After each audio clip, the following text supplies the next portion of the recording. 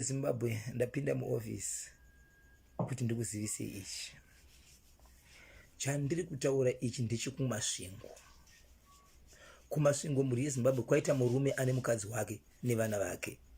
Murume ane mukadzi nevana ndokubva aita girlfriend, kureva kuti mudanani waiwadzana naye, shamwari yepadivi, girlfriend isingazivikana kumba, asi iye aine mukadzi wake nevana vaviri. Ndikangoti 8 years ne6 years. Murume uyu, mukadzi uyu aita pamuviri ndokutanga kunetsera neboyfriend yake ninye pamuviri. Mukadzi anenge akaratidza kuti no, madaviriro ari kuita munhu wake kana kuti maitiro ari kuita anenge akuratidza kuti hachandidi. So vakanetsana kudaro, mukadzi akatombosvika pamba panoroja murume masvingo. Kuseni mukadzi wepamba apa anomboenda kunotengesa achisiya vana. Ende pamba pavanogara apa pane dining, then imba bedroom yemukati inokiyiwa. Vana 8 years ne6 years pavanosara, vanosara vachiita sei? Vachipinda mudining, imba yemukati inenge yakakiyiwa. So inzwa muri yeZimbabwe zvazoitika. Zvazoitika ndezvekuti izvo girlfriend paikambosvika kuseni mukadzi wepasi ipo akanyatsoona murume achikiya dhoo rake paakaisa makizi.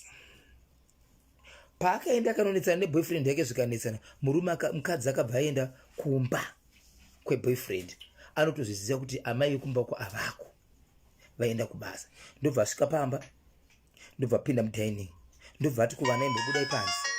Vana chimbobuda panze, ndokutora mapepa nemazimbe emoto raakatora, ndobva aipinda mumba, ndobva aisa pamasofa ndokupisa. Mumba umu hamuna chakabuda muri yeZimbabwe, zvinhu zvakapiswa. Apedza kupisa kudaro ndobva avhara madhosi. Murume akatozofonera kunzi iwe uri kupi, imba yako iri kutsva.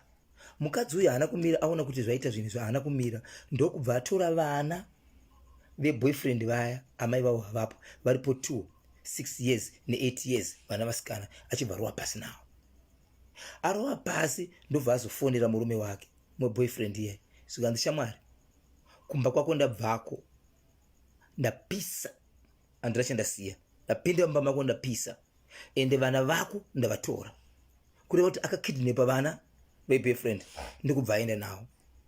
Munhu akatozomhanya kumapurisa, mukadzi wemurume uyu inova neboyfriend iye, vana vake vaenda ndokuenda kumapurisa. Asi mapurisa tinomatenga kumasvingo, akamhanya kusvika anotsvaga ndokunowana mukadzi uyu nokunowana vana ava vakatovharirwa mune imwe room. Mukadzi uyu achibva atorwa nemapurisa ndokubva asungwa. Asi nyaya iri kuchema nevanhu izvozvi ndeyekuti mukudanana hongu vanhu vanosvika pakusiyana, asi tinozosvika here pakunotora moto kunopisa dzimba dzevanhu, pakunotora moto chinopisa masofa evanhu, pakutora vana vemunhu kuda kuvakidnepa kunovharira mumba. Dai asina kubatwa aida kuenda nevana vakupi, uyezve vana ava vapinda papi? Muri yeZimbabwe mukadzi wemurume uyu ari kuchema,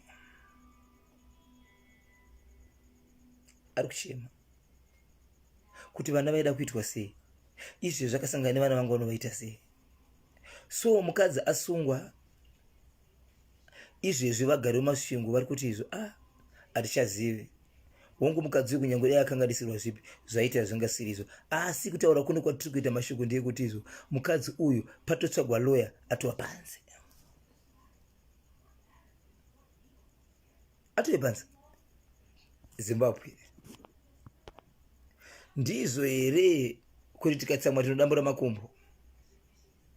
Nemurume uyu vaisagara pasi here vakasazowirirana? Kumwana kana ari wake aizomuramba kusvika kupi? Munoti chiini nyaya yemuri yeZimbabwe? Chiri kumasvingo ichi? Vagari vekumasvingo muriko here? Madzimai ekumasvingo ndo zvamunoita here? Vana baba vekumasvingo ndo zvamunoita here kuti mukapa madzimai munodana naye pamuviri munoramba? Madzimai ekumasvingo ndo zvamunoita here kuti kana mune munhu unodana naye mukadanana mukasvika pakunetsana munoda kutonopisa dzimba nokutouraya vana vacho? ndo rudo rwekumasvingo iri chii mhuri yezimbabwe ndangoti ndikuzivisewo unogona ngori masvingo imomo usiri kuziva kuti ndo zviri kuitika ndo zviri kuitika izvezvi ndo nyaya iri kuitika vana vasikana 8 years ne10 years amai vari kuenda kunoshava vachiti vana vangu vaite sei vawane chekudya apa vana vari kuzotorwa nokuda kwemhosva dzababa dzavakaita vega mukadzi asingazivi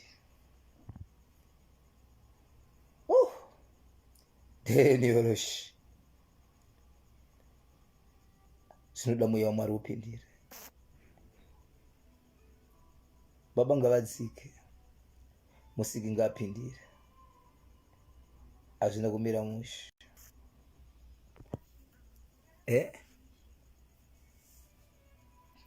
ari mwana wamai vako arambwa nemukomana aine pamuviri wobva aenda kunopisa dzimba dzevanhu wobva wada kunotora vana vevanhu kuvakidhinima kuda kunovavharira iwo hanzva dzeshe waiti chii ko kana dai ari mwana wenyu maiti chii vabereki vacho ko imi mune mwana amitisa vana vevanhu akamba pamuviri dai murimi munoti kudii ko dai ari wenyu maiti kudii right tinofanira kuti tiite sei kana zvasvika panguva iyi tinoenda kupi togadzirisana sei apa tisu tinenge takatsamwa tinokwanisa here kundogara nemamwe vanhu tiri mukati mekugadzirisana toita sei mhuri yezimbabwe chekumasvingo icho ndo patinozoimba simudza mubhadha tiriuye pakadzikadzika mamuka sei zvenyu mukoma wangu DJ Tsano ndiri kukuona izvangu makabata chimuti muripo paCape Town apa hamusi kumira ndiri kuona mai Lareto vakabata chimuti nyasha mashuro chimuti wakachibata kuti dzini ndiri kuona paFacebook page yedu Bhozhongora latest makatibata Rafael Mukoimbo chimuti wakachibata uneni uri kufambidzana neni Matthew Bvaru ndiri kuona tenge tiri mukati mekutofambidzana nevakati wandei ndinozviziva kuti Bhozhongora latest yenyu munenge makaibata muri mukati mekunzwa kuti zvinhu zviri kufamba sei zvaapapi right regai ndingokuti mhuri yezimbabwe mativana vese enyika ino kwanga kuri kuda kuzivisa izviriko asi tichasangana zvedu pachirongwa chedu mangwana chatinoshevedzera kuti Bhozhongora latest chinowanika nenguva dza 10:15 chifambana nababa pati kana kuti kanyema bhonzo okudi mabodzi anova ndiye munyika yedu yezimbabwe wamuri kushevedzera kuti radio president ndiye akabata chimuti ari pamusoro pevezi saka mangwana ndichange ndina radio president pachirongwa mid morning, the hottest mid morning show. Kanyema Bonzo anopindana naye 10:15 ndichipindira ipapo ndakutsudzura ndakutofafaidza ndakutotsudzunura Zimbabwe. So iyi ndeimwe dzimwe nyaya yamuchanzwa mangwana inenge iringo pachirongwa Bhozhongora segment zviri seseko Ricardo chitauro yaishi wakachibada tambudzai Tainos vakomana oshinori Caroline Chitsungo akabata chimuti Tapiwa Ngwendere chimuti anacho Maile Rato vakabata chimuti Martha Mashuro akomana regai ndimboverenga nyaya yaverengwa yatumirwa panapa namai Lareto. Mai Lareto kwanzi akomana mapindiro ata mameseji acho akomana Mai Lareto vari kuti iwo varume siyai chihure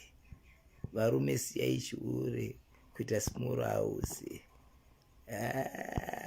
amana aichaverengeki kane mameseji achona achaverengeki ndaida kuti ndimbokuverengerai apa zvakari kwanzi varume dzidzai kuve nehunhu so apa tisi kuziva kuti varume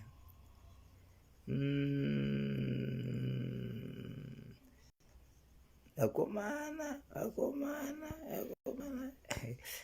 zvikanzi varume dzidzai kuti kusmall house hakuna rudo kungoitiswa chedi zvichida nenhumbu yacho haisiri yake murume uyu vakomana mukoma Bhozho masora sei alamshomasiya zvikanzi right passport B zvikanzi from Botswana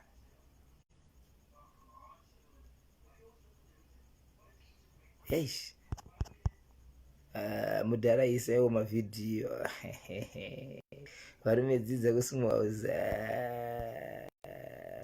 chiko. Aiwa, muri yeZimbabwe kune vakawanda ka, tichabatana zvedu mangwana,